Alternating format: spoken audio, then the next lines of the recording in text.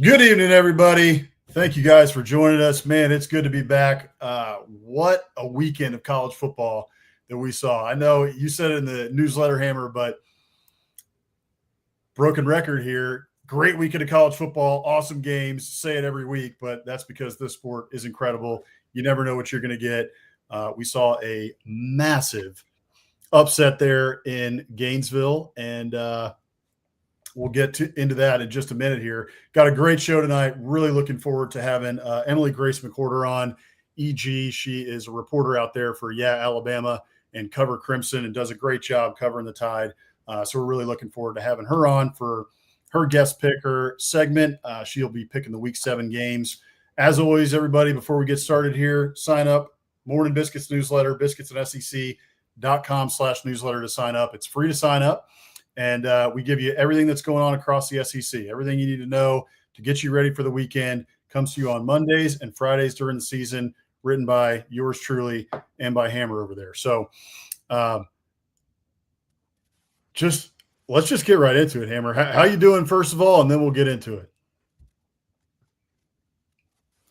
Yeah, doing great. Excited to talk about the weekend that was, as well as a huge weekend on deck, as you mentioned, with Emily Grace McWhorter. But the Week 7 slate is jam-packed, locked, and loaded, so I'm excited to get into it all. Let's dive in. Absolutely. We'll dive right in. We got to keep it tight here because we want to get to Emily Grace and give her plenty of time to make her picks. And we're looking forward, to hear a little bit about what her thoughts are on the Tide going to Missouri this weekend. She won't make the pick because she's an Alabama girl who reports on the Tide, but she can give us some of her thoughts on that as well. But speaking of big games, Texas and Florida, man. Texas in a tizzy, the Texas Tumble, as we have down there on the rundown. Man, well, I mean, where to even begin with this one? Billy Napier back against the wall. The guy just shows up. He's like Nick Saban, Barry Switzer, Steve Spurrier, you name it. When his back is against the wall, you don't mess with Billy Napier. For whatever reason, the guy pulls it out of a hat and gets his guys ready to go. One thing I'll say about him, his guys never quit on him. Other teams, I mean, we're seeing it right now with Bill Belichick. We're only 5 games into the season in UNC. That's a whole different story. We'll talk about that in the newsletter on Friday. But if you haven't seen the latest news out of Chapel Hill, I would suggest checking Twitter out. But, yeah, I mean, Florida comes out, their offense looks very good. They get a blocked punt. You get everything, you do everything you need to do in the swamp to get a win. The defense looks amazing coming after Arch Manning.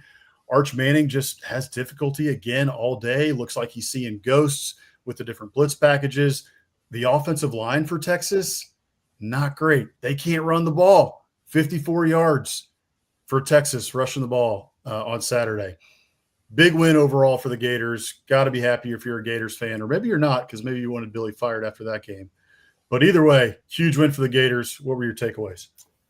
Yeah, I think, look, Arch Manning and I, not so different. I'm battling some sun issues as my blinds have the line where the string runs up, and that happens to be right on my face. And Arch Manning is battling a really bad offensive line and having guys in his face all day. He was sacked 6 times. Florida had 7 tackles for loss. The Texas offensive line looks very much lost. You and I were sounding the horn on that preseason of just like, hey guys, that's a lot of production to replace, especially at the offensive line where talent alone is not enough to shine. You need continuity, you need communication, and you need experience, because it's great if you can look good in a one-on-one drill at some camp with some guy who you know is just trying to rush you and get by you. It's totally different when they're running stunts and you're sliding one way in your protection and they wheel a linebacker around the other side, or they have a safety coming off the edge. I mean, you just can't well, let me rephrase. Most people cannot replace that type of production and, continue that level of success. And Texas is proving that they are no different. I don't think anyone thought it would be as bad as it is, but in hindsight, the signs were there. I don't really care to talk too much more about Texas and Arch Manning, I think, frankly, Arch looked how I expected him to, how a lot of people expected him to. Again, especially given the circumstances he's in. He is not playing well, but he's far from the only person to blame in Austin. But on the Florida side, who I would like to focus on, obviously, as the winners of this ball game. But you mentioned it. The team doesn't quit on Napier, which is a testament to him as at least a leader. I think at the very least his head coaching prowess is still very much up for debate, but he at least has buy-in from his team, which is important. And as you brought up, not something that everyone can say. But I really liked a couple of things in this one. So first of all, in the bye week, both Lagway and Napier were kind of not tipping their hand, but telling us like, "Hey, we're getting some things figured out, and this offense is going to look different out of the bye week," and it did. And I think part of that is the commitment to the run. So Jaden Ball, 27 carries for 107 yards and a touchdown. Coming into the season, a lot of people were high on Jaden Ball for obvious reasons. He's very talented. He had a good finish to the season when Florida was really winning ball games.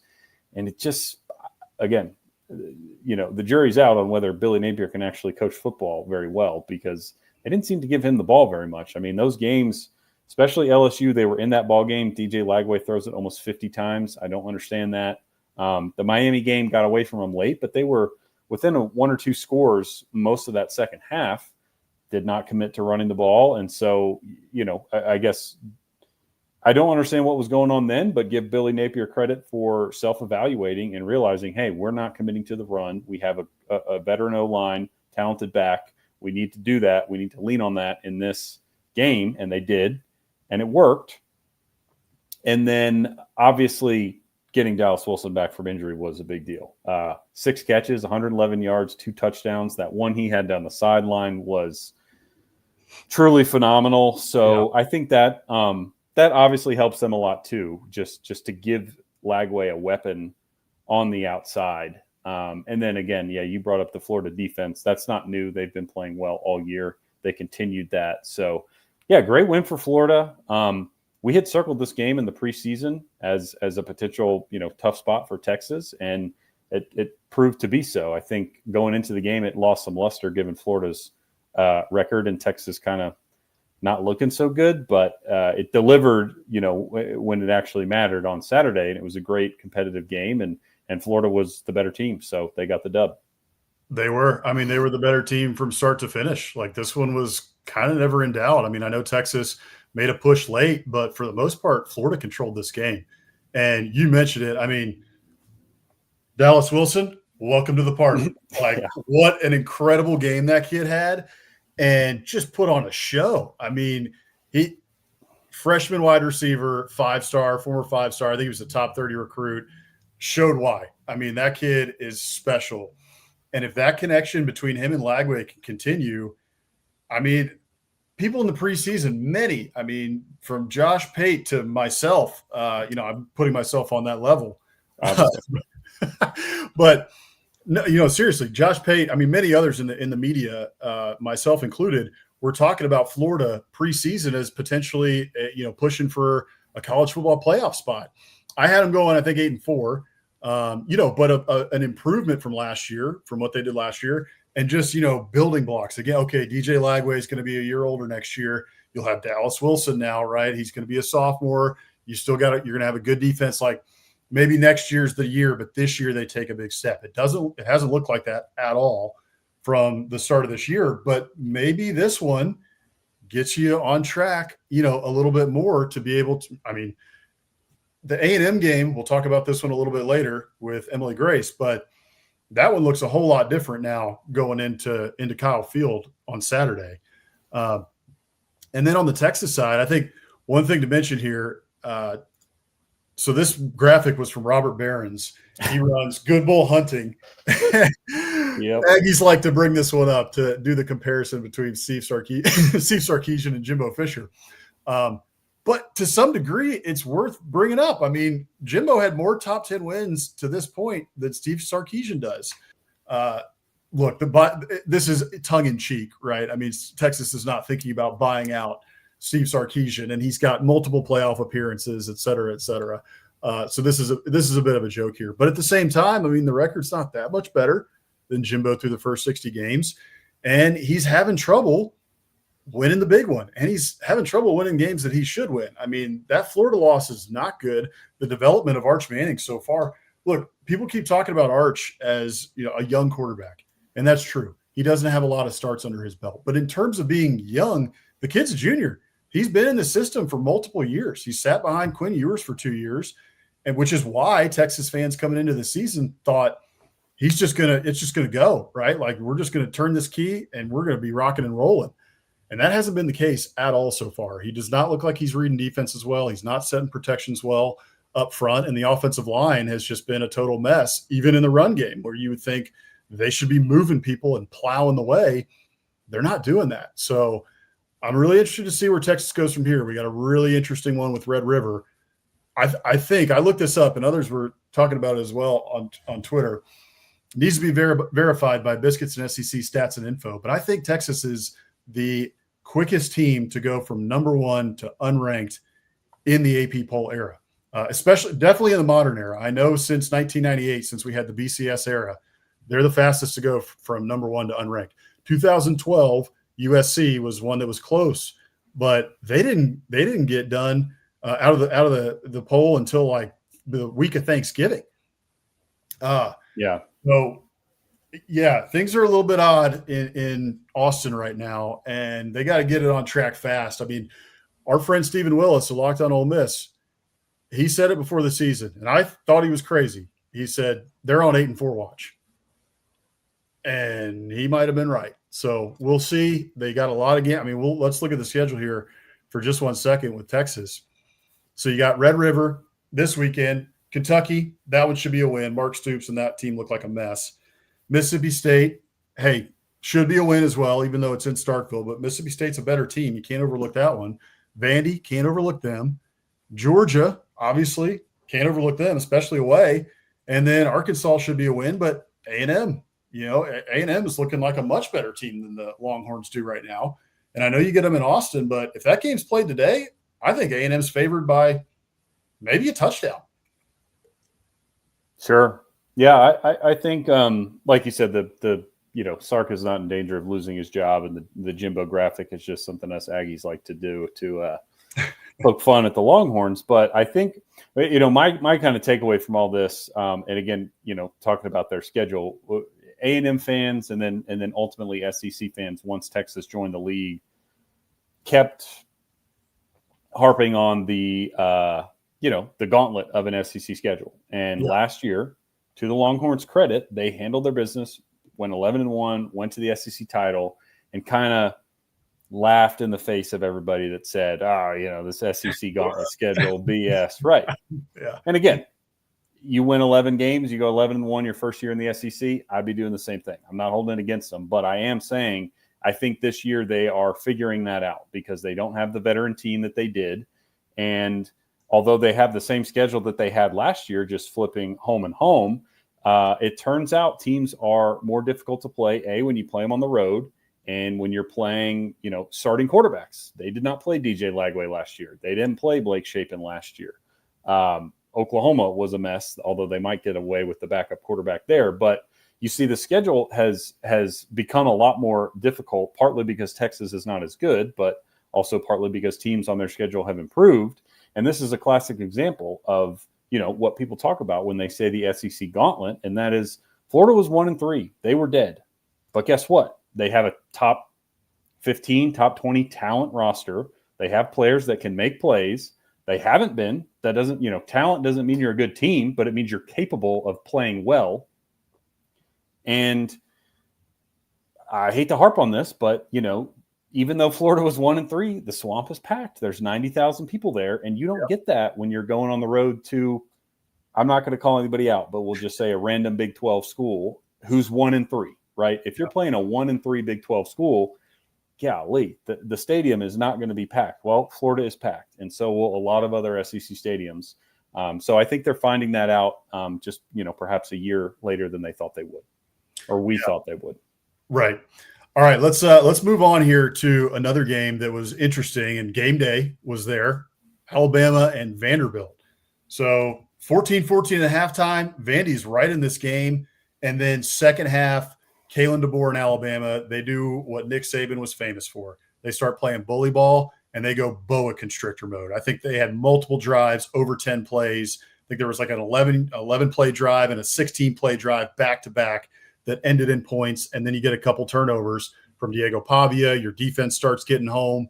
And then, it was kind of all tied. Even though it was close, it was still close. It was 24-14 or 23-14 late in the fourth quarter until Alabama put it away with a late touchdown to make it look like it was more of a blowout than it really was. But I took a couple things away from this game. One, even after a slow start, Ty Simpson wakes up, hits Jeremy Bernard for a touchdown, has a couple, other great plays. And Ty Simpson looks like the Heisman frontrunner to me. Looks like the best quarterback in the SEC. He seems like he's figured it out. He and Kalen DeBoer and Ryan Grubb, they're on the same page. The Alabama rushing attack got on track with Jan Miller. And then on the flip side, Vanderbilt obviously frustrated and, not happy that they lost this game, especially with all the smack that they've talked in the offseason and leading up to the game. But I know the result's not what they wanted, and it's the spread of this game was a little bit more than they expected it to be. But I think you can take a lot away from this game. You hung with Alabama for a half, and I think you really hung with them midway through the fourth quarter. And yeah, you get a loss, but this Vandy team is for real. Like they're not a slough, they're not a joke. And there you go. Rick After Dark, my man, Captain Biscuit there. He's right. Ty looked great. So I think you got to be excited if you're a Bama fan going forward. But same thing with Vandy. Like Vandy fans, I think, should feel like they should be in every one of these games going forward and that they can win just about any Saturday. I totally agree. I think you look at this game and the final score or how it felt kind of late in the fourth quarter when it was clear they weren't going to win. Moral victories are no fun for anyone, and this shouldn't be a moral victory, especially because it was a 16-point loss. But you look at it, Diego Pavia had 2 turnovers, both of which were in the red zone, which is killer. I mean, they were moving the ball in Alabama pretty much the whole game. Not to say that Bama's defense played poorly. I don't think they did. It just means that Vandy has a good offense, and they can move the ball and they can score. Those 2 turnovers killed them.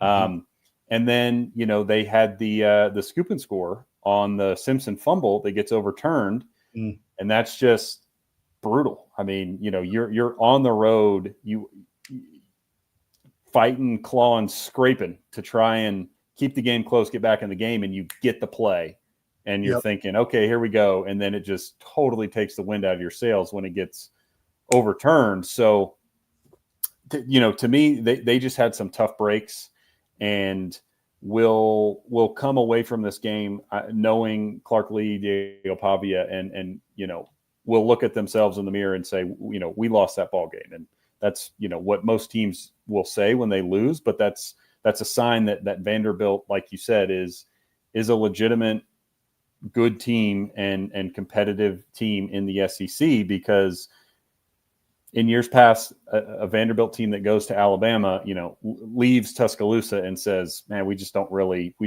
belong on that field. And they belonged on the field. So yeah, I think everything you said is right. Bama seems to be on track. Their offense looks very good. The defense is playing solid. They're certainly not a vintage Alabama defense, but they're good enough to win a lot of ball games. And then on the Vandy side, I think, you look at it and say, hey, some self-inflicted wounds hurt us, and you can't do that on the road in the SEC. And you get better and hope that you can cut those out down the road, but nothing to hang their heads about with how they played. Certainly. Let's hit A&M and Mississippi State here. So this was a game that Aggie fans were worried about just because Mississippi State, we talked about it with Stingray last week, 9-9. This series was tied 9-9 going into this game, and Mississippi State has been a thorn in A&M's side when A&M has all the resources, recruiting, all that. Should be a better program overall than Mississippi State, should own this series. They haven't. Mississippi State has played very well against the Aggies. So really they did again in this game. I mean, they should have gone into halftime up 3-0 A&M scores a late touchdown in the first half to go up 7-3, take a lead into halftime. And then after that, you kind of, even though it was only 7-3, you felt a little bit better if you were an Aggie because your defense was just playing lights out. I mean, Mississippi State had a lot of trouble moving the ball after that first drive. And you felt like going into the second half, they're not going to get anything. As long as our offense can score, once or twice more, even if it's got to be ugly and we got to win in a low scoring game, we can do it. And A&M eventually turned on the Jets in the second half. And to me, the big thing that I took away from this game, other than A&M still has got to clean up penalties, that's a huge problem for the Aggies. But other than that, it was the fact that, again, A&M can beat you in multiple ways. Through the first couple of weeks of the season, it was Marcel Reed through the passing game, and they were hitting Concepcion and Craver out on the outside, which both of those guys still in the top 3 in the SEC in receiving yards, which for Aggies fans is like unbelievable. I mean, when is the last time there was anything close to that for A&M? It's been a long, long time. So, but through the first couple of weeks, that's what they were doing. And then it seemed like they were saving the legs of the running game. And that now we're here. And you can lean on that running game when you need to. The second half, they really broke through. You saw Reuben Owens break off a couple. Jamarian Morrow sighting. Yeah. Transfer from Missouri comes in, gets a few big runs. And the offensive line, the highest graded line in the country per PFF, started to lean on Mississippi State. And they really started to push. And that running game got going in the second half, which was my big takeaway. And A&M eventually gets a comfortable win at home. Yeah, I agree. I think, look, if just A&M sitting here at 5-0 now, and you look at the 5 games they've had, particularly the last 3 against Notre Dame and 2 SEC schools in Auburn and Mississippi State, and I think you're spot on in the encouraging side of things that A&M can win in different ways. They can win a shootout on the road in South Bend. They can win a defensive struggle against Auburn, and they can win kind of a sloppy, just slow starting game where they do find it mid-game and then have a good second half on offense. So there's a lot of positives to take out of what A&M has been doing. And to take that a step further, you mentioned the run game. So, yes, A&M ran for 303 yards on 51 carries against Mississippi State. So they really bullied them. And Le'Veon Moss was not really a factor. He played some in the first half, didn't seem that effective, and then basically sat the entire second half. Sounded like some, I don't know, injury, stomach thing. Just, there's speculation. I think he's fine long-term, but just for whatever reason, didn't have it. And Reuben Owens steps up, 142 yards. Like, it's just, they are running guys out there who are producing at a high level. And that, again, to harp on it, especially in the Jimbo era, like A&M just did not have dudes on offense, and they have them now. Oftentimes multiple, dudes at the same position. And that's really encouraging. On the other side, defensively, Elko taking more control this year seems to be really paying off. You mentioned the defensive line getting after it. They had 4 sacks, 9 tackles for loss. They have also held Auburn and Mississippi State, so their 2 SEC games, are a combined 1 for 23 on third down. And to me, that's all, Elko, and we'll give some credit to Bateman, of course, as well. But that is just them dialing up the right play at the right time on third down. Part of that, I think, in the Auburn game, at least, is ineptitude on Auburn's part. But Mississippi State, to this point, offensively has been pretty good. They hung 30-something on Tennessee. Granted, it was at home, not in Neyland, but still, like that. I don't think Mississippi State is a bad team offensively, and A&M made them look very, very bad. So all that's encouraging. On the Mississippi State side, that was a tough one because they were in it. They fought. You saw Blake Shapen getting after his offensive line. I don't blame him. He was taking shots all night. That to me felt like we finally saw, and again, maybe it was kind of the end of a long stretch of games for State. It was their first big road game. Whatever the reasoning, it did look like finally the roster turnover and perhaps lack of top end talent came back to bite them because, again, first half they were playing their tails off. They were fighting hard, but they couldn't get anything going offensively. And in the second half, the defense just totally ran out of gas, and they did not have they didn't have answers. When A&M started to actually play well and quit shooting themselves in the foot, Mississippi State didn't have a counter to what A&M was doing, and ultimately just kind of got pushed around. So, the tough loss for Mississippi State, but I think, moving forward, they still are a solid team that has a chance to win, SEC ball games and should be in many of them. I think, this was just a bad game for them, and they ran up against a team that's playing quite well. Yeah, the only other thing I'll mention on Mississippi State is that if their offensive line can hold up for just a little bit longer, there were some plays there. I mean, Blake Shapen had Brendan Thompson for a touchdown on one of them. Jordan Rogers pointed that out. And there were a couple other plays that they missed just by a hair because Blake Shapen didn't have enough time, or he was affected just a little bit, by A&M's defensive line coming around the edge. So if they are able to shore things up just a little bit on the offensive line to give Blake Shapen a little bit more time, I mean, Mississippi State would have been right in this game with A&M. So going forward, if you're able to fix that up a little bit, there's some plays out there, and you'll be in a lot of these games. Yeah, and that's spot on. I don't know if you were paying attention or watching, but the halftime interview walking off the field with Levy before they went in, he said just that. He said he wasn't saying we have to block better. He wasn't saying our offensive line needs to step up. He goes, we need just enough time. Just give us this much time, because our we trust our quarterback and our guys are getting open. We just, it's that, we need 1 second longer and we're not getting it. And I think, I do think part of that is a credit to the talent that A&M has, especially up front. That, Cassius Howe in particular was just winning one-on-one, even double teams. He was unstoppable. But I think a lot of that, again, goes back to what I was saying about Elko, where there was a lot of free rushers. Elko was dialing up blitzes that Mississippi State just flat out did not understand how to handle. And, they failed the test when they got tested with exotic pressures and, Torian York wheeling around, or Dalton Brooks coming down from his safety spot. They completely were lost and didn't have an answer. Yeah, no, that's right. All right, let's move on to Georgia and Kentucky. Kentucky played pretty well in the first half, as well as I think you could have asked them to. And at the end of the day, Georgia, I mean, I got it down here. They're outmanned and outgunned. Like, Kentucky just outmanned and outgunned. Georgia, too much talent. On the ground, you saw Gunnar Stockton play really well. Had a good day in the rushing attack. And then overall, just at the end of the day, they just overpowered Kentucky. I mean, to me, that was kind of all there is to say about that. Did you have anything else to add?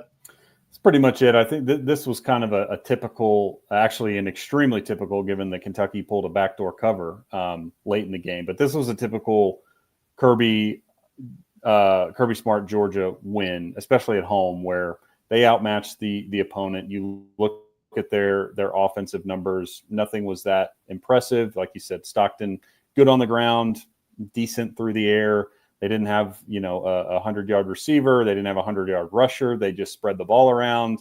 But you look up at the end of the game, and it's, they score 35, and the defense, clamps down. I think, Kentucky, we've talked about it for the last few weeks. Offensively, they're just not in a good spot. Cutter Boley, he's playing okay, but he's not a difference maker at this point. At least he's still young and inexperienced, but right now, yeah, he's not the type of a player that's going to go into Sanford Stadium and give Kentucky much of a chance, unfortunately. Yeah, I would agree with that. Okay, let's do some final thoughts here from Week 6, and then we'll get Emily Grace in here to make her Week 7 picks, which we're excited about. Oklahoma doesn't cover the spread, by the way. Good pick by me. Mike, where are you at? Hit me in the chat. Pick against the big spreads, baby. 44-0. They don't cover the spread. I don't think there's a lot to take away from that game, really. Miami, though, and Texas Tech, I got them down there. Watch out for Texas Tech, man. They look like they're running through the Big 12. That defense looks salty. And Miami right now looking like a college football title contender, frankly. They look like, in my opinion, I think they're the best team in the country right now. They looked really good against Florida State in the first half. They had to hold on for dear life in the second half. Florida State made a push late in the game. But overall, I think that Miami's one of the better teams in the country right now. Yeah, spot on. I think Texas Tech looks like the class of the Big 12, and Miami looks like the class of the ACC, with Clemson kind of bowing out, Bill Belichick completely on Pluto, and them getting the win in Florida at Florida State. Barring a sort of typical, I'll say, Miami collapse at some point in the season, they look to be the class of the ACC, and obviously with the playoff now. And what they're doing so far in the ACC, they have a mulligan or two to work with as well. So, would not be surprised to see those two teams come into the season in the CFP. No doubt about it. All right, let's get our guest picker in here. Let's get Emily Grace McWhorter in here. Let's make sure that I got my stage right. Oh, there she is. Hello. How are you guys? Hey, we are good. How are you doing? Thanks for joining us. Yeah, it's good to see you guys. This is so fun.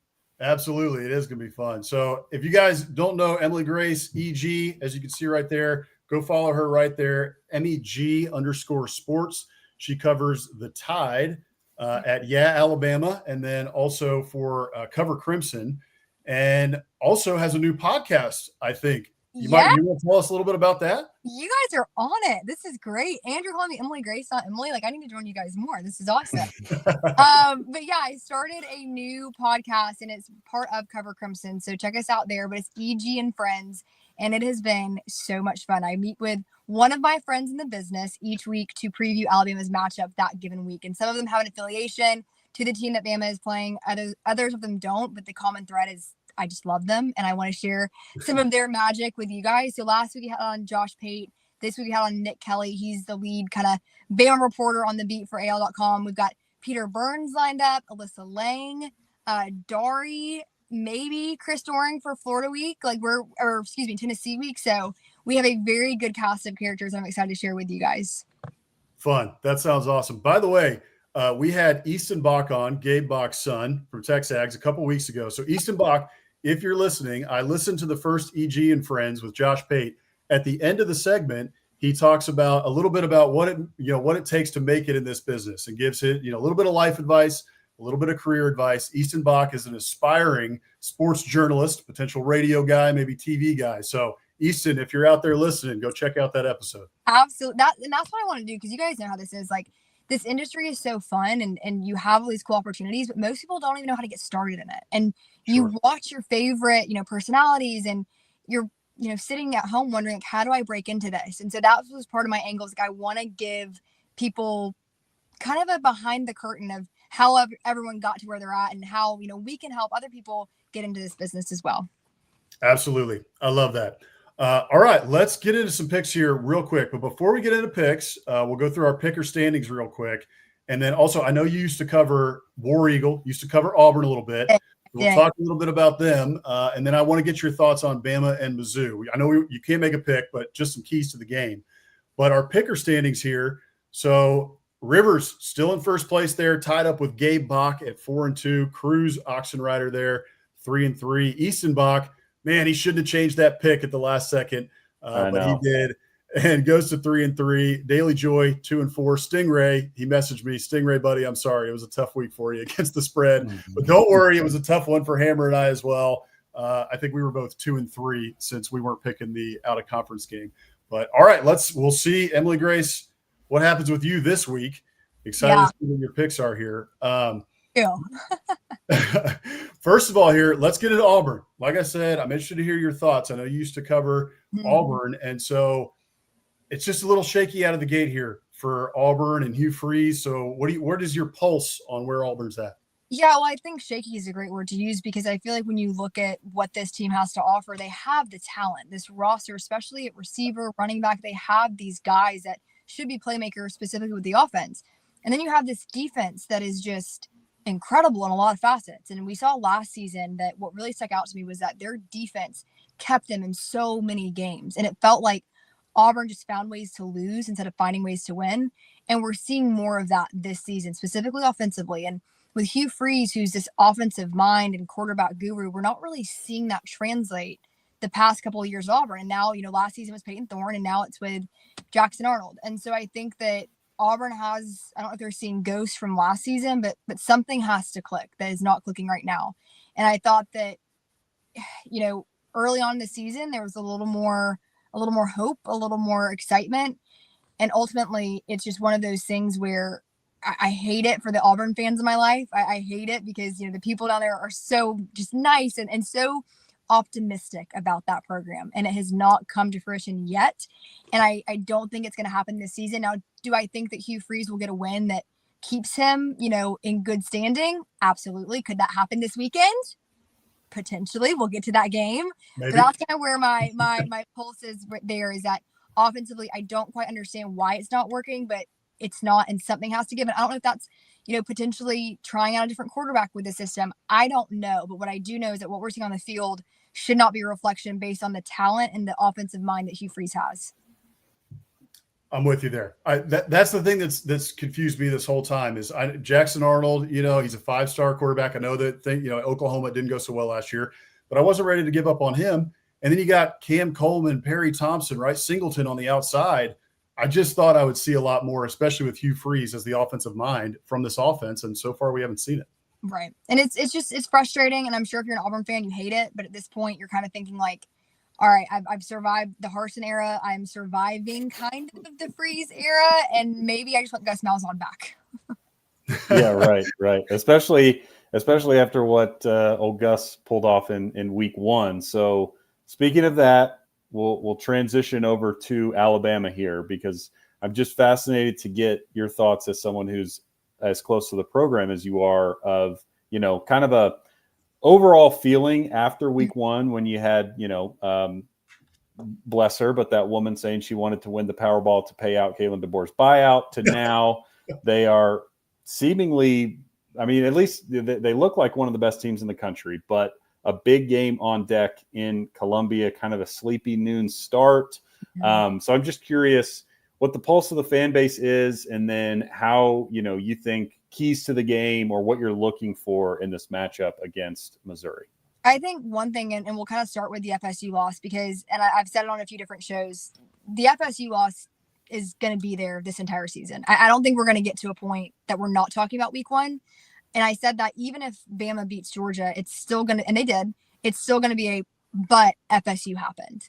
And I think me and Josh Pate were talking about this on EG and Friends, where it's like, at this stage of the game with college football, you're not going to have these perfect seasons like we used to see, right? We're just not.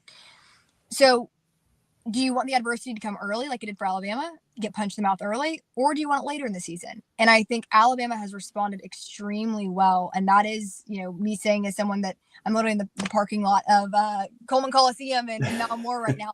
But I think that it's one of those things where I've seen both from the staff and the player response, it's a focused intensity, all about us. It is all about them. And they are not looking ahead. That was something that they kind of got dinged for last season with the Vanderbilt loss, where it was, were they overlooking Vanderbilt?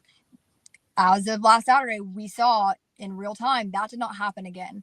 And I thought what I really liked about that game on Saturday was that Alabama got into some adversity early and they adapted, right? That was something that we did not see a lot from them last season, when they would get down or get in a situation where they're kind of to build themselves back up. They were able to do it against Vanderbilt on Saturday early on, especially after that first quarter, things started clicking. So I think Alabama's in a great spot right now. I love what I'm hearing from the coaching staff specifically. I met with Coach Shep and then Coach Mo today, defensive backs and wide receivers. And when I tell you guys, like, there is such a competitive edge that this team has. They have not forgotten FSU. They've not forgotten what has been said, the noise that you guys are talking about. It's really been a cool process to see play out in real time. And I think Alabama, it's hard pressed to find a better team that is playing better than Bama right now. And I think that what's really interesting as well is I think there's so much more that we haven't even seen yet, specifically with the offense. And you guys have seen Ty Simpson. I mean, he is executing at such a high level right now. And there's still more that I'm being told there is. And I asked Coach DeBoer on Monday, I said, or Tuesday, I guess it was in post-game, what's the next step to making this a complete offense? And he said, run the ball better, finish drives better. Like, there's still a lot that they need to do.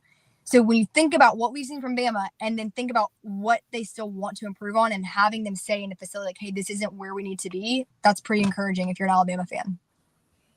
No doubt. By the way, I picked him as my SEC Player of the Year, and Hammer, I think you picked him high as well, Ty Simpson. So we're really high on him, and glad he's bounced back. In a good spot for sure. That's a great Player of the Year to have. Definitely, yeah. So, and also big test for Mizzou, right? I mean, this is the first really big test for them. They've played well, through the first couple of weeks, but we'll see.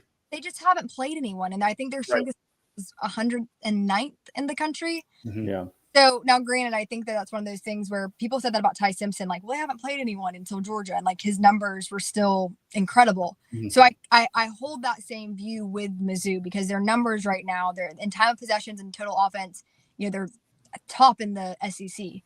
You don't do that by accident. So I think that they're very intentional, and I think that it's one of those things where I'm really interested to see with that early start, how Alabama responds on the road. And I'm curious who that benefits, right? Does it benefit the home team or does it benefit, Bama?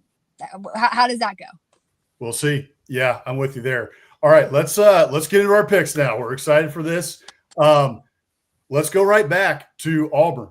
I want to start here with Auburn and Georgia. So this one's in Jordan-Hare, and it gets a little weird in Jordan-Hare, as we all know, especially in this rivalry game. So, yeah, Auburn, we just talked a lot about them. Georgia coming off a good win against Kentucky, rebounding after that Alabama loss. The line right there, that tells you – so we're picking the lines that came out. So some of these lines have changed, but the initial line is what we'll pick because that lines up with when we make our picks tomorrow night on SEC After Dark. But you would think the number 10 team in the country would have a 7-point favorite, a 10-point favorite against Auburn, but everybody knows Jordan-Hare, it gets weird. So what are you thinking in this game? Oh, man, I have experienced that weirdness of Jordan-Hare. It is weird, y'all. It doesn't make sense to me. I saw it 4th and 31, that iron ball with Jalen Milroe. Crazy. And then I saw it again that same year with Georgia Auburn.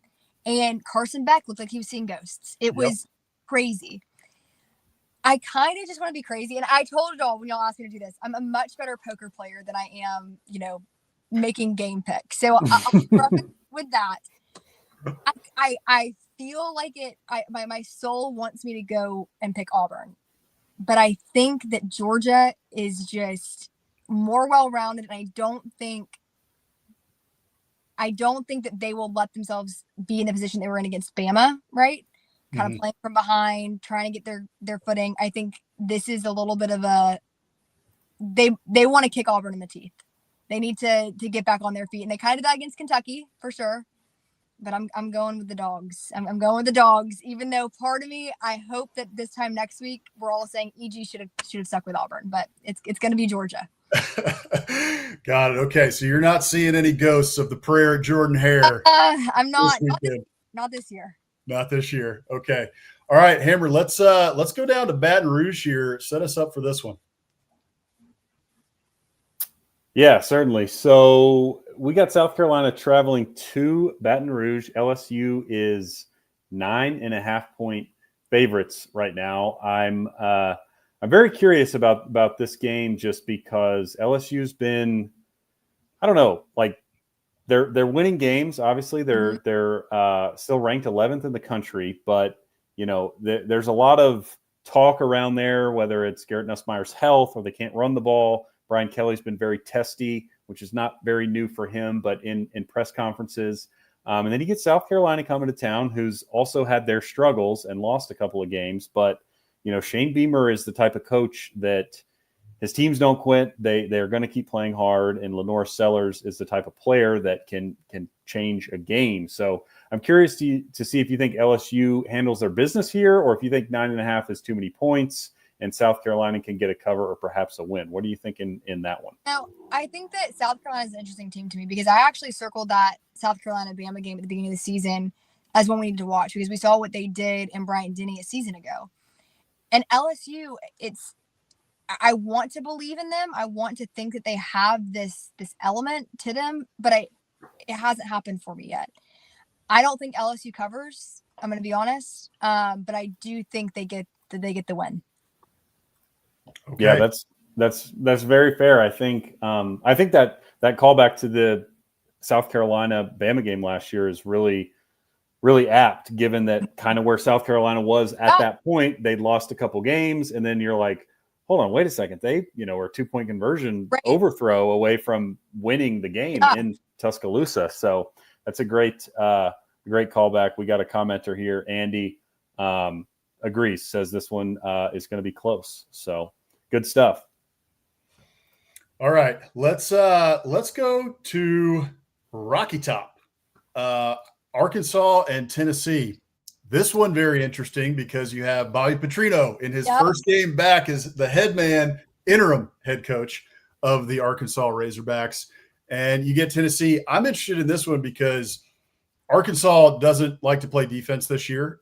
They've got a whole new defensive staff who's come in since Bobby Petrino just completely overhauled that side of the ball. And Tennessee can score in bunches, and Josh Heupel loves to exploit that. So if there's anybody who's going to beat you in a shootout, you don't want to get in a gunfight at the OK Corral with Josh Heupel, which is why I think that this line is at 13.5. I've got Earth to Razorbacks there because will we see any life from the Razorbacks? I don't know. What do you think? I think that Tennessee is going to cover. I do think they will. I think that if this was at Arkansas, I'd feel maybe a little different about it. But I think that I love Sam Pittman, by the way. That is one of he's and the fan base, the Arkansas fan base. I've never met an Arkansas fan I haven't liked. So I hate it for them. But if Bobby Petrino can make his way back, I think there's hope for everyone. So that's also might be encouraging to you. But with that being said, I think that this is just too big of a fight for Arkansas, and I think that Tennessee gets the outright win and does cover. Okay. I understand that. I think that's right. Maybe I have a surprise on SEC After Dark tomorrow night, or maybe I don't. We'll see. I'm looking forward to it. We'll have to see. We'll see. All right. Like Hammer, take us to College Station here. Yeah, I was going to say, speaking of surprises, Florida last week surprised and got the win outright over Texas. So now the new and improved Gators, I suppose we could refer to them as, coming out of the bye week with Dallas Wilson bursting onto the scene. We'll be traveling to College Station, and A&M sits there at 5 in the country. They're undefeated. We're Aggies, so just keep that in mind when you make this pick. But A&M for their part in this is doing a good job of winning games in different ways, but is also doing a pretty good job recently of just being really sloppy. A lot of penalties and kind of some self-inflicted wounds. So I'm curious if 8.5 is too many points here, and if maybe a slow start from A&M keeps this one close, or if you think Florida will be outmatched on the road. What is your read on that game? Yeah, I think that it being at Kyle Field definitely helps. It's a night game. Was it 6 p.m. kick, or I guess 7 Eastern? 7 Eastern. Yeah, 7 Eastern, yep. I think that right there obviously plays in A&M's favor. Coming off emotional wins on both sides. So I could see a slow start taking place. I do feel like they're going to cover, though. I feel like this is Texas A&M, but I feel like actually I take that back. They're not going to cover. They're not going to cover, but they're going to get the win, but they're not going to cover. How about that? All right, that's fair. As long as we win, as long as you pick us to win, that's fine. We'll take it. Oh, man. Okay. Speaking of another team in Texas, the team that Florida just vanquished there in the swamp.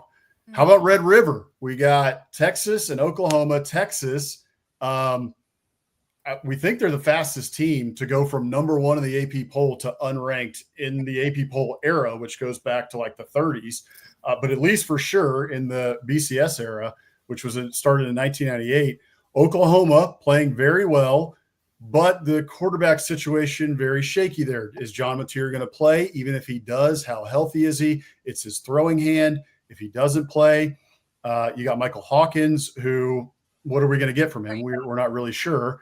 And Arch Manning looks like he's seeing ghosts. That offensive line not playing very well for Texas, and the Oklahoma defense maybe the best in the country. So what are you thinking here in Red River in the shootout in Dallas? One, I want to go to this game. This is on my bucket list of games I want to attend. I think you're hard pressed to be a college football fan and not want to make an appearance here. I think that Texas is so interesting to me because we had so much preseason hype, and it was one of those things where I hate it for Arch because he was so adamant about not necessarily welcoming it. It was just because of the name on his jersey. Yep. And I think that it's been painful to see.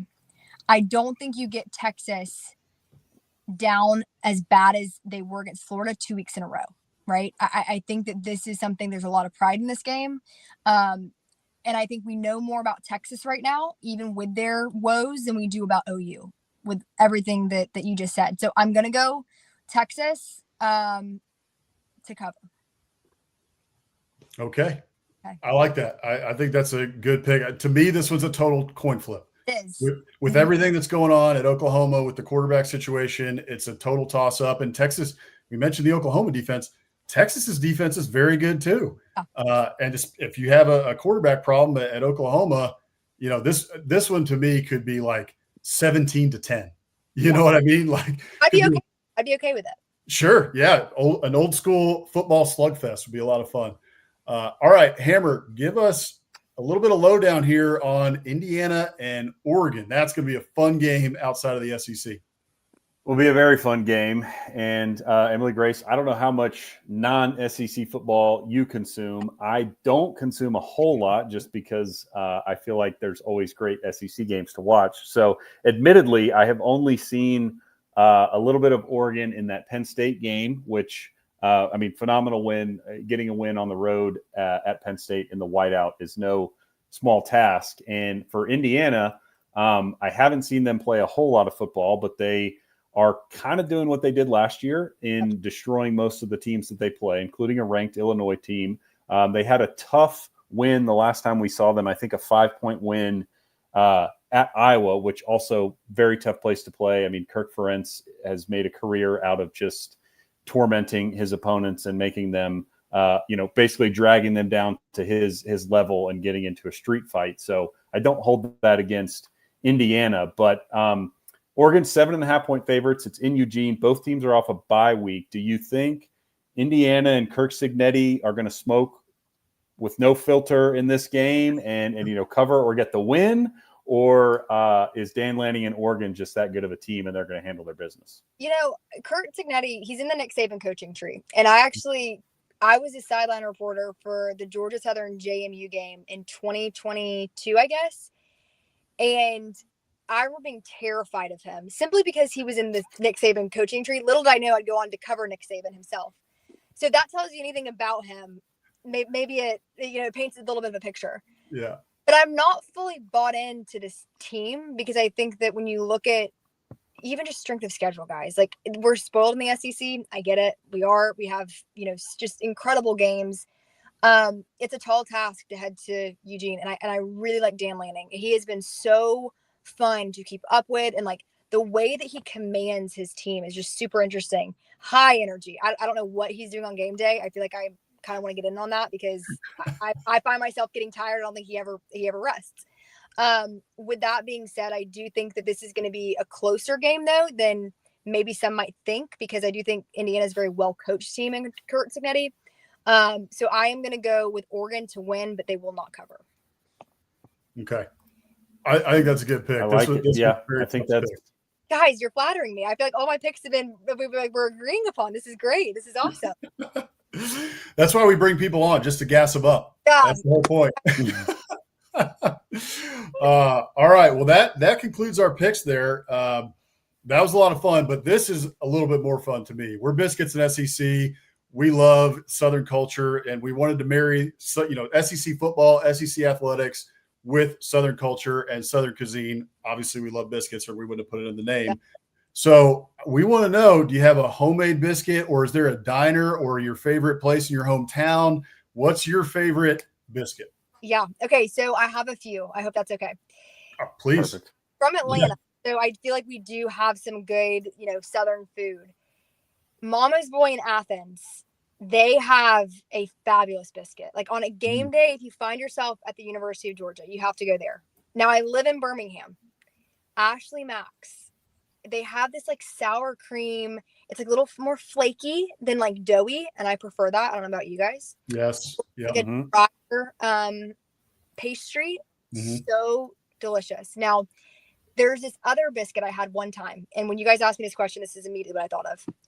It was a biscuit that I had at the lake, and I can't share much of what was in it. All that I know is that they used 7-Up, like the drink. I know. What? This. They used 7-Up in the batter and butter, a ton of butter. And they cooked these biscuits. It was after, like, I'll never forget this. And they were the best biscuits I've ever had in my life. Homemade. And you guys can only imagine, after, weekend on the lake, Sunday morning, get up and go, you're sent off with this incredible biscuit that has 7-Up in it. Amazing. Was it like tangy? Did it have like a lime flavor? I didn't taste any of the 7-Up. I just know that, like, when I asked, what is in this? Like, this is incredible. They're like a whole lot of butter and 7-Up. That's fascinating. Our grandma, Carol, she will be glad to hear about the butter. She loves butter. Good. Adding butter to the biscuit batter. So that's good to know. What was the name of that place again? No, that was just at a lake house. So I went, and it was a lake house. Homemade. Weekend. Oh, I know. Gosh. Well, I hope that they will share the recipe, because I would gatekeep that recipe if it was me. Agreed. I'll try and work on it for you guys. So I'll have to circle back with a few people and see if I can get you guys ready. That sounds good. Well, we're all about that. We will definitely follow up on that biscuit recipe. But all right, everybody, that was EG, Emily Grace McWhorter. Be sure to go check out her new podcast, EG and Friends, over on the Cover Crimson YouTube channel. And I think there's a graphic right there. You can check out the whole thing. Go follow her on X, MEG_sports. You can find her on Instagram at MEG. And then there you go, that YouTube, EG and Friends. So proud Georgia Southern grad, Emily Grace McWhorter. Thank you so much for joining the show. It was a great time having you on. Listen, we'll do it again. Sorry, I'm in the car, guys. It's been one of those days of work, Okay. but I appreciate it, and this was so much fun. And yeah, let's do it again. Don't hesitate to reach out. I'm definitely a fan of the biscuits. Okay, we love it. Thank you so much. Bye, guys. Thank you. Talk to you down. Bye. Okay. EG, Emily Grace McWhorter, everybody. That was awesome having her on. She did a great job, and she does a great job covering the Alabama Crimson Tide for Yeah Alabama and for Cover Crimson. So be sure to go and check out her work as we move through the season. And Alabama, if they keep winning, check her out, because she does a great job over there. So, all right. Let's keep moving on, man. Hey, I was just going to hop in here and throw out this comment from our friend Andy. Andy, thank you for joining. Welcome. As I said, we're Biscuits and SEC, so I can't promise a lot of Big Ten talk, but appreciate you joining. And hopefully I appreciate that you think it's been a good discussion. Anytime you are curious about the SEC and football down south, we'd love to have you join, and that's what we talk about here. So just thanks for joining, and tell your Buckeye friends that if they ever want to know about the SEC, they can give us a watch. Yes, no doubt. And by the way, Hammer's, this is a little known fact, Hammer's fiance, Ohio State fan, and mother is more of the Ohio State fan. But so Correct. Susie, mother-in-law, massive Ohio State fan. She's a Buckeye. Buckeye. Welcome the Buckeyes to the show. Thank you for joining us, Andy. By the way, Andy had a great comment earlier that I do want to hit on before we get out of here. So he joined the show a little bit late, but he had a question about Arch's performance. So there was that big article that came out. I think it came out this morning or maybe yesterday in the Athletic. And then the Athletic, by the way, owned by the New York Times. They were bought a couple years ago by the New York Times. I don't even know. I haven't read the article. I just saw the headline, and I didn't see who the author was. But guys getting clowned on social media like completely for the article. Basically, if you haven't seen it, the headline was that Arch is he the first college football flop? He's been a massive flop, et cetera. Basically, just saying that his career's kind of done. Like, he's not very good, and it's over for him. Well, Andy, you were asking our thoughts on that. And what our thoughts on the panic meter are for Texas. I'll start with the Arch performance. Yeah, he hasn't been very good so far. That's just the truth of the matter. He is not reading defenses very well. He's not setting protections well, which is something that we mentioned at the outset of the show. So Steve Sarkisian and that staff have a lot of work to do to get Arch Manning, into a better place. I don't think it's going to happen overnight, but I don't go as far. Look, we're Aggies here, and we love to clown on Texas, but I actually like Arch Manning, frankly, and I hope to see him succeed. I think he's a great kid. And overall, like, he's not a flop. I mean, multiple people pointed this out, but how many guys have we seen throughout the years? How many starts are we in of Arch Manning's career? 5? We're 5 starts into his career. This kid can get much better over time. He's only 6 starts, I guess, because he started against Mississippi State last year. So, he's going to be fine. Just give him time. He's going to figure this thing out. He's got all the, intangibles and the talent that you need to be successful. He's just got to get the mental game going. And I think eventually he will. He's got plenty of weapons on the outside. And I just think it's a matter of reps, just getting in-game reps and continuing to get better each week. And I think he's going to be able to do that. So do I think he's a flop? No. Do I think that article was ridiculous? Yes. I think it shouldn't have been written. And by the way, the last thing I'll say on it, there have been many college football flops. I mean, look, we're Aggies. We can tell you off the top of our head like 4 to 5 guys who were 5 stars who flopped in College Station. Okay. There have been many big time flops, especially quarterbacks, right? I mean, Max Brown at USC. USC's had a plethora of, guys who just were 5 stars and didn't pan out. So to call him the first college football flop 6 starts into his career, absolutely ridiculous in my mind. Yeah, I agree. I mean, we talked about this at the outset of the show, how Arch is not playing well, but he's far from the only issue going on at Texas right now. And I do think, I think unfortunately, whoever wrote that article or the Athletic New York Times merger, whatever they have going on up there, they're just looking, they wanted the reaction that they got. They wanted to be over dramatic. They wanted to be over the top hot take artists. And so, yeah, I saw a good reply or quote tweet of that article of like the first flop. And it was a picture of DJU doing his Dr. Pepper commercial, the year that he was the Dr. Pepper spokesperson and had a horrible year for Clemson and then transferred. So yeah, it's crazy to say that Arch is the first flop.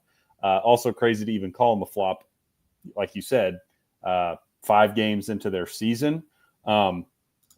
So yeah, I think ultimately, and I will, to give Arch a little bit of flowers here, he has certainly shown flashes of why he was a 5-star and why he was highly thought of in some of these games. I mean, he made some good throws against Florida. He made some really bad throws too, right? He threw a couple interceptions and, so he's at the point now, as you said, where he's early in his development. He's very inconsistent. He's not getting a ton of help from the rest of his team. And so, the results that you're getting aren't that unexpected. And that's why you and I were lower and picked the under on Texas's win total this year, was because Arch was new, because their offensive line was new. All their weapons were new. I mean, look back at the guys they sent to the draft. It's not surprising.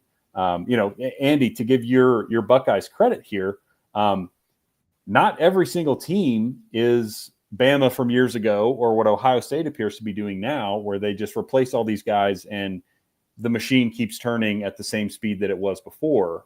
That's a lot easier said than done. And Texas is unfortunately feeling the pain of that, whereas Ohio State seems to be doing a pretty darn good job with Sayin and, their weapons up there. So, yeah, I think the panic meter for this season on Texas is pretty high. Like we said, 8-4 watch seems very much in play. 9-3 at this point would be a pretty good outcome based on what they've shown so far. But long term for obviously Texas as a program, and then just Arch as he gets more starts under his belt, I think he's going to figure it out and be fine. I agree. I think the panic meter is high for Texas this year. They really are, I think, on 8-4 watch. And at Texas, at the University of Texas at Austin, that means your panic meter is at like a 9, because they don't like going 8-4 and don't like being compared to Texas 8-4, their rivals over there in College Station. So right. Panic meter's high. The other thing I'll say about it, and it occurred to me when you were saying this was a total media spin job here. Okay. The start of this season, the preseason, the hype for Texas and for Arch Manning was out of control. And we talked about this a lot on the show in the preseason, which is what you alluded to.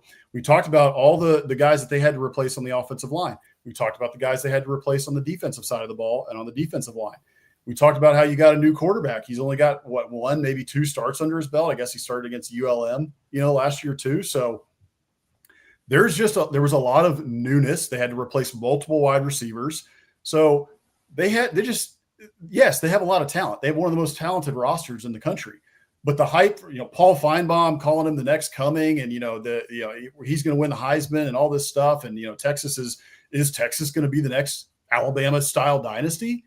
I mean, that was the headline before the season. So they built them up to this Mount Everest, height of what Texas was going to be this year. And we were pumping the brakes, and not because we're haters or that we're biased because we're Aggies. It was because of what we were seeing on the roster and what was coming back, which, yes, they're talented. Could they be very good? Yes. I think I picked them 9-3 or 10-2 or something. But there was still so much that needed to go right for Texas in order to be that team that the media built them up to be. And now here we are 5 weeks into the season, and the New York Times and the Athletic and all these other people are tearing them down. That's what they do, right? The media builds you up to tear you down. Well, we didn't do that here. We pumped the brakes on Texas because there's a lot to pump the brakes on. Like, sure, they should be very good, but are they a surefire lock for the playoff? Are they preseason number 1? I have no idea why they're preseason number 1. So those are kind of my takeaways from it. Yeah, exactly. Right. Like, if his name was Simpson, would he be getting the same hype? Would he have gotten the same hype going into this year? The answer is no. No. Yeah. And that's not a knock on Arch, by the way. Like, he can't change the fact that his last name is Manning, right? But the fact that his last name is Manning, plus the logo on the side of his helmet and the Texas across his chest, name on the back of his jersey, means that the hype is going to be crazy. And the media on this one really screwed the pooch because they built it up to be something that it really could have never been. Texas was not going to go undefeated, win the national championship, go wall-to-wall number 1. And to build it up as if it was going to be that way was frankly ridiculous and reckless in my mind. Yeah. Last thing I'll say on this, it is really difficult, similar to the DJU situation, to have a guy like this really struggling, and then he's on 6 different commercial breaks with various commercials. I saw the SEC Shorts had a nice comment about that. In their most recent episode this week, where Texas is in the ER, and they're trying to the Warby Parker execs are in the closet pulling a gun on somebody, saying, how many Warby Parker ads have we played during this game? So yeah, if you need a good laugh, check out the SEC Shorts where they bring it up, because that is, I don't blame Arch. If somebody wants to offer me money to be in a commercial, I'll be your man. Yeah. But it is unfortunate when he's out there throwing interceptions and Texas can't move the ball on offense, and they flip to commercial and he's in there, strutting around with his glasses on with Cooper. That's right. Yeah. And I don't want to be mean to the kid, but I've thought about tweeting out a screenshot of the Warby Parker thing. And maybe if he wore his glasses under his helmet, he'd be seeing defenses better. I think we might have to tweet that out. Yeah. I'm holding that one. Y'all don't tweet that one out. I'm putting that one in my pocket for later. We'll see how Red River goes. Oh, man. But yeah, Andy, you said you're pumping the brakes on Penn State. Yeah, if we were a Big Ten show, we'd have been doing the same. I mean, what have we seen from that offense? Drew Aller, we haven't seen it for years. Like, are they really going to be that much better? Well, we know the answer now. The answer is no. Yeah. So anyway, all right, let's get into our last 2 segments here. So we do this every single week, and if you're new to Biscuits SEC, like our new friend Andy there, we do a Muschamp Coach of the Week each and every week. And this is not a joke. We're not joking on Coach Muschamp here. We love Coach Muschamp. We think that he exemplifies what it means to be a college football coach. We know that it didn't go so well in his stops in Gainesville and in Columbia, but he's beloved by his players, and he is extremely passionate. He's punching whiteboards. He's over there. He's headbutting kids. He's got blood running down his face. And he was just always fun to watch when he was on the sidelines. And we miss him on the sidelines. Always had a good quip for the media too. And he just told it like it was. So we love Coach Muschamp here, and we like to give out the Coach of the Week, the Muschamp Coach of the Week award, to the coach that best exemplifies that each week.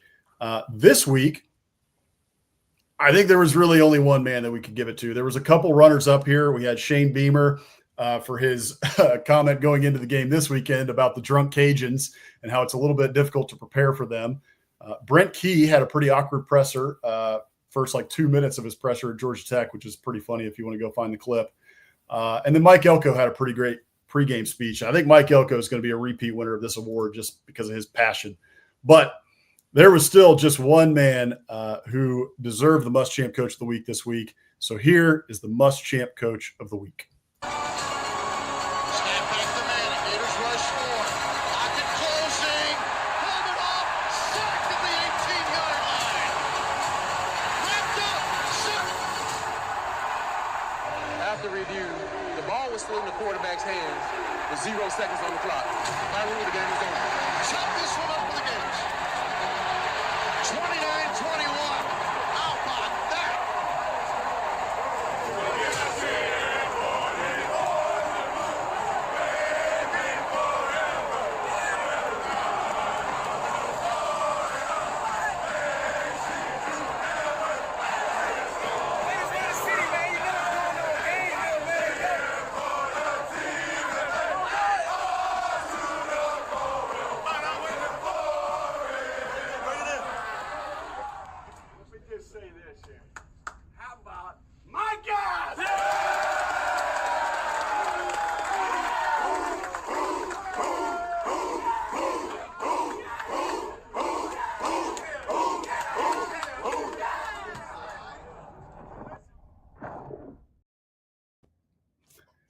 How about my guys, baby? Billy My Napier, guys. Must-Champ Coach of the Week. Well-deserved for a massive win there in Gainesville over the top 10 at the time, Texas Longhorns. This award was starting to become a Fired Coaches of the Week award because in back-to-back weeks we had Mike Gundy and then Sam Pittman last week. Not this week. Billy Napier lives to fight another day. He is your Must-Champ Coach of the Week. Billy, we'll be sure to get out the certificate that you won the Must-Champ Coach of the Week award to you in the mail this week. Yeah, good stuff. Good for Billy. He's hanging on by a thread, but you know, as you said, his team fights for him. That's good to see. I can intro the last segment here. So we Biscuit of the Week. That's right. Biscuit of the Week this week is from yours truly. So each week, as you kind of saw with what we just did with Emily Grace, we love biscuits here. It's in the name, Biscuits and SEC. So we like to feature a biscuit every week. If you would like to be featured, send us your homemade biscuits via email, DM us on social media, or of course, if you just like a biscuit that you had at one of your local haunts, send us that as well. We'll be happy to feature it. But this week, again, it's coming from yours truly. So I, this past weekend, which is why I was not on SEC After Dark last week, was traveling to Knoxville, met up, my fiance and I met up with Bossman and I's parents and our younger brother in Knoxville and had a nice long weekend there. And on Sunday morning after church, we went to Ruby Sunshine in downtown Knoxville. So it's right on the main drag, like Market Square in Knoxville, for those familiar with East Tennessee. And it's a New Orleans style brunch place. So what you see on the left there is my shrimp and grits with just a biscuit on the side, and it was phenomenal. And then on the right hand side, you will see my fiance Jenny's.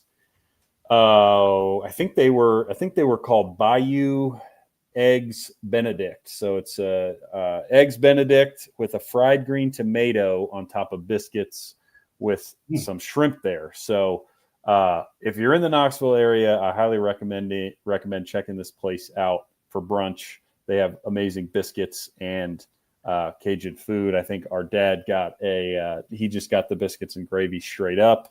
Our mom got a biscuit sandwich. So everybody at the table was having a good time and chowing down on some good Cajun style biscuits and cuisine. So again, Ruby Sunshine in Knoxville. If you are in the area, I recommend it. Yeah, that it looks darn good to me. I'm getting a little bit frustrated that I keep getting left out of all these biscuit places that my family's going to. Last week, if you watched the show, you ought to check it out because our dad, John. Mike's on it. Mike's saying there we go. Yeah. That's right. Yeah. But yeah, maybe you were in Mobile last week. Yeah. I was, whatever. Well, yeah, I would like to be included, by the way. So our dad, John, we call him Johnny Biscuits here on the show, or Johnny Biscuit. And he was in Mobile last week, and he sent us in an awesome looking biscuit. So go check that out on our social media. But yeah, I told him to call his sons because, I would like to be included on some of these. And now I was not included here in Knoxville. Partially my fault because maybe I should get on a plane and get out to hang out with you guys. But I would rather complain. So looked good. That was fantastic. And if you guys are in Knoxville, you definitely ought to check that spot out. So, okay, that should do it for us tonight. Thank you guys for joining us. That was a lot of fun. Thank you again to EG, to Emily Grace McWhorter. Go make sure to follow her on social media at MEG_sports.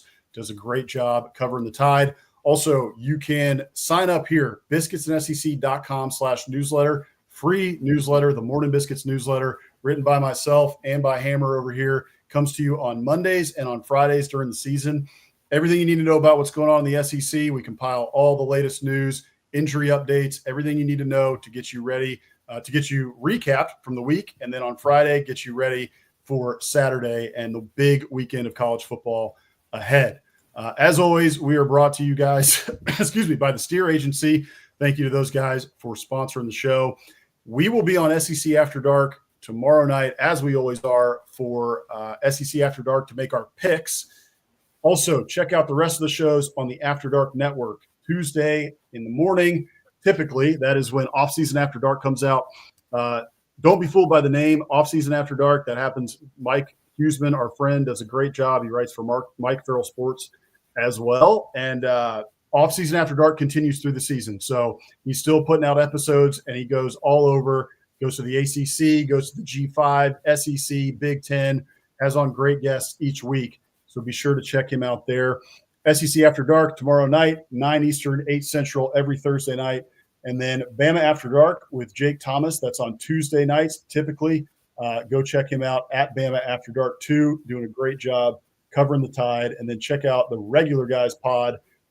The cadence on that is a little bit off right now, so just check their Twitter to check out when they're coming out with a new episode. Israel Troop and Corey Burton are the Regular Guys, and they do a great job over there as well. So, all right, everybody, that's going to do it for us tonight. Thank you guys so much for joining us at Biscuits and SEC Live.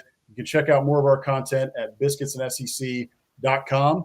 And we will see you guys tomorrow night for SEC After Dark to make our picks. Appreciate y'all.